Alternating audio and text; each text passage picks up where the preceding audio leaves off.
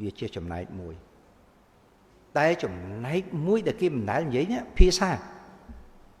យើងត្រឡប់ទៅវិញថាខ្មែរយើងសម័យហ្វូណាន់យើងប្រើភាសាអី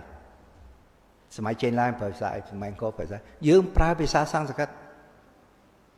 មិនបានខ្ញុំកណាខ្ញុំហ៊ានថាអញ្ចឹងសិលាចារឹកទាំង1000ផ្ទាំងជាងហ្នឹងសឹងតែ80ទៅ90%ចាលជាភាសាសំស្ក្រឹតភាសាសំស្ក្រឹតសម័យកាលនោះណា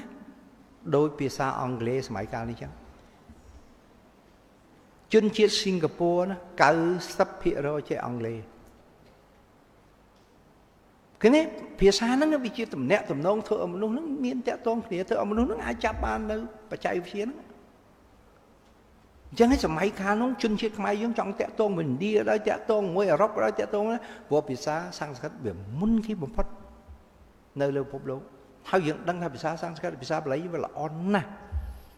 សំបីតែអស់រយៈពេល3-4000ឆ្នាំមកដល់ក្រោយនេះហើយហ្នឹងណាអ្នកវិទ្យាសាស្ត្រនៅប្រចាំប្រទេសបង្កើតពាក្យរបស់ឲ្យមកប្រើបង្កើតសម្ភារៈឲ្យប្រើក៏បាលីមានពាក្យទៅជំនួសដែរក៏សំស្ក្រឹតមានពាក្យជំនួសដែរបានន័យថាតម្រង់ក្បួនវេយ្យាករណ៍របស់គេវាល្អតម្រង់នៃការបង្កើតពាក្យខ្មែរយើងអត់មានពាក្យជំនួសទេតែមើលគណៈកម្មការខេមរយានកម្មបង្កើតឡើងលើកទី1លើកទី1គឺសម្ដេចព្រះសមេធិបតីជួនណាតលោកជាព្រះប្រធាននៅសល់សំនៀងលោកដល់សប្តាហ៍ថ្ងៃលោកថាទី1ខំបង្រោភាសាខ្មែរយកមកសងឲ្យអស់លទ្ធភាពតែបើរកមិនបានទេសូមឲ្យយកភាសាបាលីសំស្ក្រឹតមកសង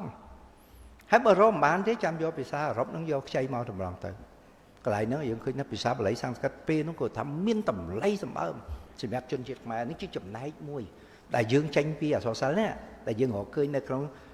សិលាចារឹកអឺរ៉ុបឃើញហ្នឹងអីហ្នឹងនៅក្នុងចម្លាក់នៅក្នុងគំនូរហ្នឹងដែលបង្ហាញឲ្យឃើញពីដំណើរវិវត្តនៃសង្គមខ្មែរថាមានការរីកចម្រើនអញ្ចឹងភាសាជាឆ្នែកមួយយើង